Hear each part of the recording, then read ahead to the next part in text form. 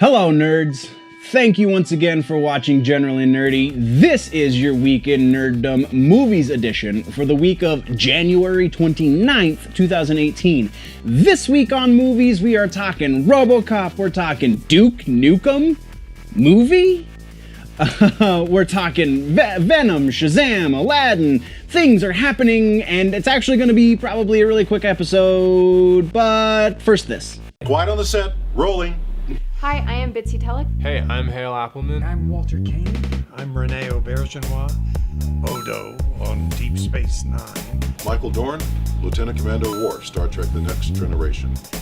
Come and see me and hear me and talk to me and listen to me talk about myself. Hey man, this is Kevin Smith, often considered generally nerdy, and you are listening to what is often considered generally nerdy. On Generally Nerdy. You're listening to Generally Nerdy. Generally Nerdy.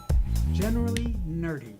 Well, those of you who thought that the reboot in 2014 of Robocop was enough to seal the deal on that franchise, the last nail in the casket kind of thing, nail in the coffin, however the freaking saying goes, you were wrong. Apparently, we're going to get another Robocop movie. Maybe.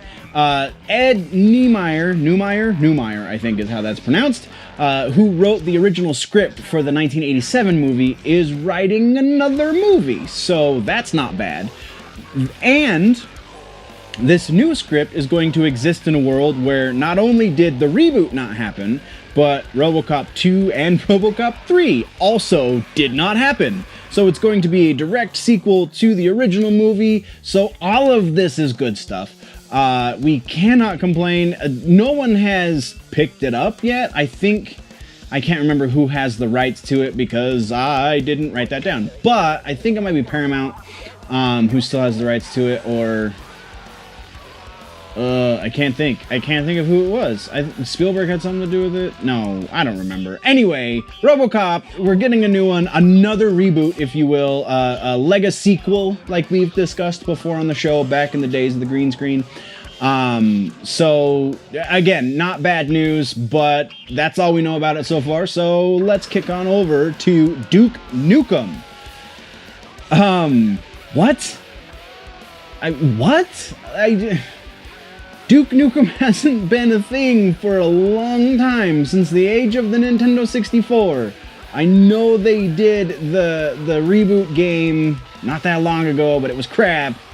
So yeah, it hasn't been a relevant thing since the Nintendo 64. So where did this come from? Like, I understand that Hollywood is scraping the bottom of the barrel for ideas right now because there's so much other political nonsense going on that, yeah. But Duke Nukem?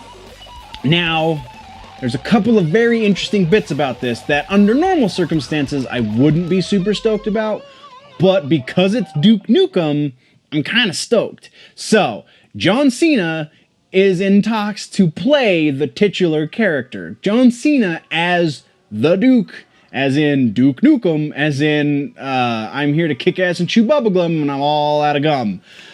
Yeah, so that's interesting because you don't have to have a great depth of acting ability to play freaking Duke Nukem. You just have to be super cheesy. And he's a wrestler, so he can do cheesy. So not only that, but the production company is Platinum Dunes, who's going to produce the movie.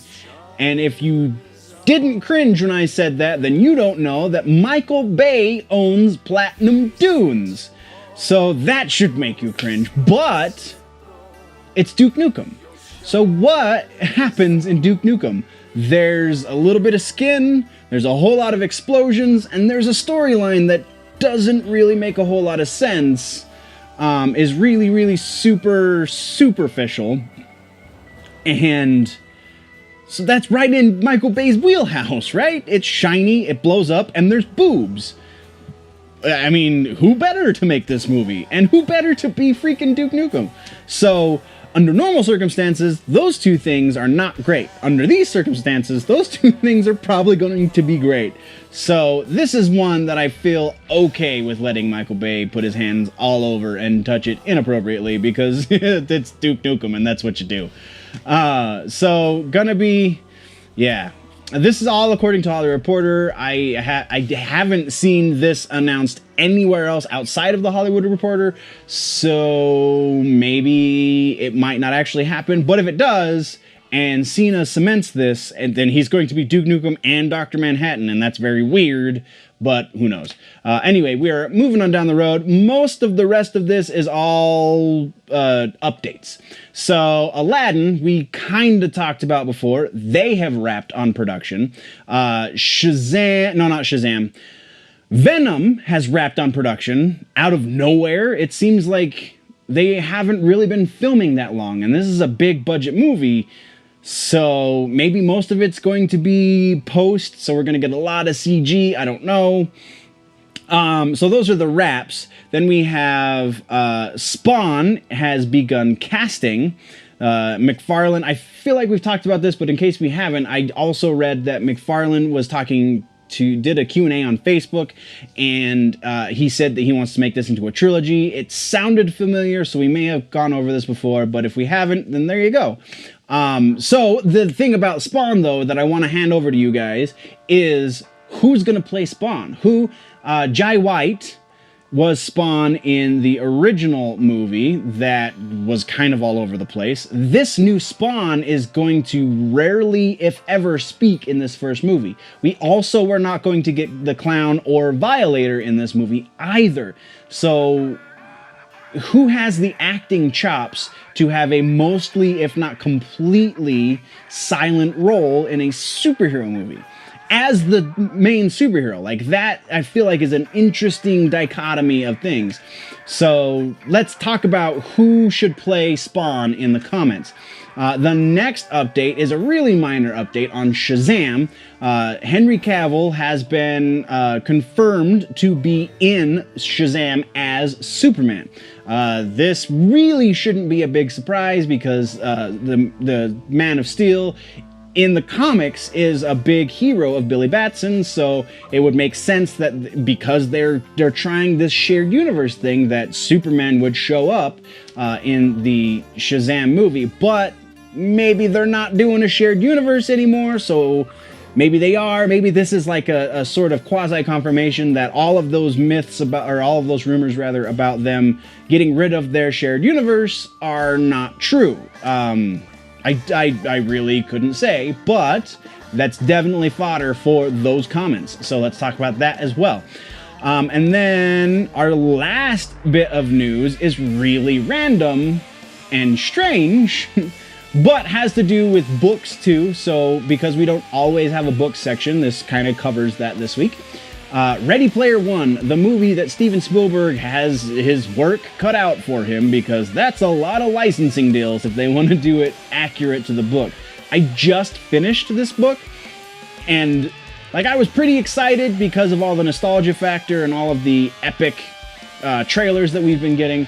But after reading the book, like, I was at like a level 8. I'm at level 12 right now, like, with my excitement. This is gonna be really awesome, or it's going to be a horrible train wreck. And part of me thinks it might be more horrible train wreck than really awesome, because in the trailers, like, their avatars when they're in the Oasis look really bad.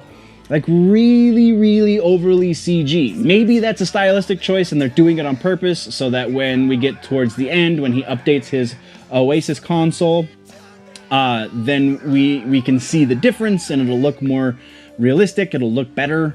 But I don't know. There's so much stuff in that book that they are going to need so many rights paid out for. Like, I don't know how feasible, like, Avatar is going to be an insane amount of money. Every Avatar movie is going to cost an insane amount of money. So is he trying to, like, raise this to Avatar level budget status? Because that's kind of what it's going to take in order to make this movie happen. And I don't know. So the actual news update, sorry, I kind of went off on a little tangent. The actual news update is they moved the release date up by a day. One day. It went from the 30th to the 29th. One day. It's weird. I don't understand why that happened, but it happened. And that is where we are ending this week's movie episode. What did I miss? What should we talk about next week? Definitely let me know in the comments below. And if you want to go deeper into the conversation, then jump on over to the website, generallynerdy.net, and you can find all the social media links. You can find all kinds of other freebies up there, blog posts, links to the audio. If you're not already listening to it on the audio, then you can find the link to it there as well. If you want to help, if you want to contribute to the conversation, then jump over to Patreon, patreon.com/generallynerdy, and that's where you can jump on board for just $1 a month. Dollar helps me like you wouldn't believe. But if you are new to this channel, then definitely hit the subscribe button either down low, or there should be one popping up above my head, little nerdy ninja icon. Anytime now. If you like the video, click the like button. If you are running behind on your nerd news and you need to catch up, you need a fix, then click or tap right there to the left of my face to watch and catch up on all of that. But before you do, always remember that if it's generally nerdy, it's probably here.